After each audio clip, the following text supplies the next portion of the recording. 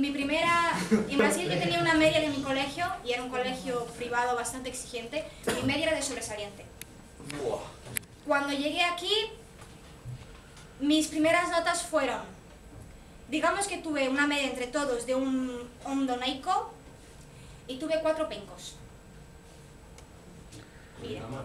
Pues mejor que algún.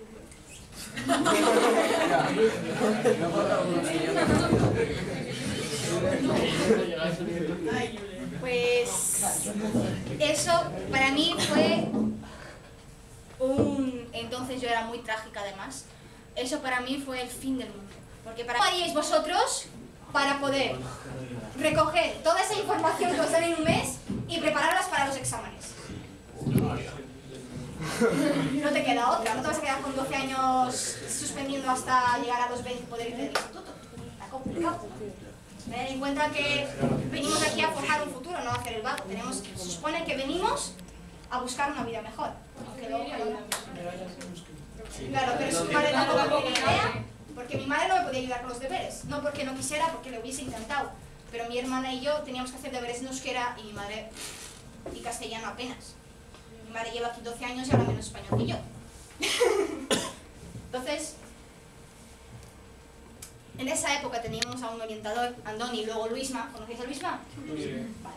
Pues Luisma hizo con nosotros un proceso de adaptación. Nos sacaba de clase en euskera y nos echaba una mano, además, cosa que no tenía por qué hacerlo, con los deberes, con los libros. Y lo que hicieron los del instituto fue regalarnos un libro en castellano de cada asignatura. Nosotros teníamos los de euskera, que teníamos que haber comprado, y los compramos, y luego nos regalaban en castellano. Entonces yo llegaba en casa, me leía el libro en castellano, me leía el libro en euskera, me hacía un resumen, porque yo escribía horrible en castellano, y intentaba asimilar palabras. Y luego Luisma venía y me ayudaba a escribirlo, para que luego yo en el examen de memoria, no entendía ni papas, de memoria escribiera las frases.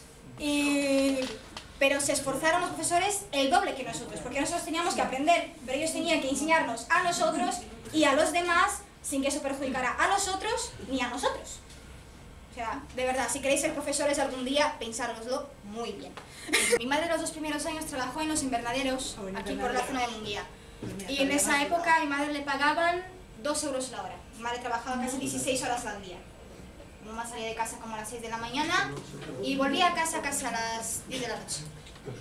Y cuando vinimos mi hermano y yo, porque mi madre estuvo aquí un año sin nosotras, ahorrando para poder traernos, pidió un préstamo para poder traernos, una persona que puso dinero para los pasajes, nos trajo, y entonces su jefe dice, no, como sé que vas a tener más gastos con tu hija, te voy a subir el sueldo. Y empezó a pagarle 2,50 a la hora.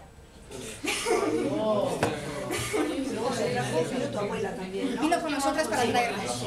Oye, Andoni, Mercedes.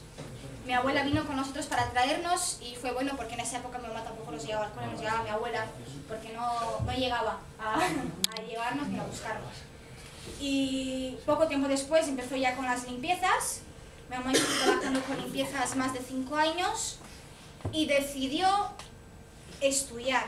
Entonces mi mamá lo que hacía era trabajaba por las tardes y empezó a hacer aquí en Santa María, hizo un ciclo formativo de administración de empresas y hizo un proyecto para montar una empresa de limpiezas y mantenimiento, y el gobierno vasco le aprobó el proyecto porque ganó un premio y con el premio pudo montar el negocio. Y ahora mi madre tiene una empresa de limpiezas desde hace más de 3 años. Vemos el ejemplo, ¿no? Un ejemplo totalmente exitoso. Se suele decir que emigran los mejores.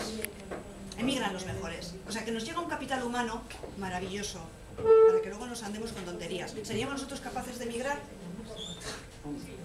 Y no es el único ejemplo que hemos tenido aquí solamente en el instituto, entre la población que tenemos, alumnado inmigrante que ha ido bajando, llegó a ser un 21%, ahora nos enseñamos por el 17% o así. Hemos hablado de las causas de la inmigración. ¿Sabéis cuál es el mayor colectivo de inmigrantes que hay en España? Ahora mismo son rumanos. Como los de Europa del Este son parte de la Unión Europea, tienen más facilidad para entrar en el país, ¿vale? ¿Y la segunda? Chinos. No, los chinos están por el 14º, creo. Los brasileños, por ejemplo, somos el 15º país de inmigrantes en España. Colombianos. No, los segundos son los marroquíes. No, eso es. Los segundos son los marroquíes, los terceros son los colombianos, cuartos ecuatorianos y quintos bolivianos. Sí. Son todos. Esos son todos. Son en conjunto. Sí, en conjunto, sí. Bueno, los latinos somos mayoría, porque si nos juntamos todos somos un bocado. Pero primero son rumanos, luego marroquíes, luego, ¿qué había dicho yo? Colombianos, ecuatorianos y bolivianos. se me mezcla, todo termina en anus. Vale. Qué mala visita. Ya. A ver, chicos. Me gustaría un poquito que hiciéramos un ejercicio, ¿vale?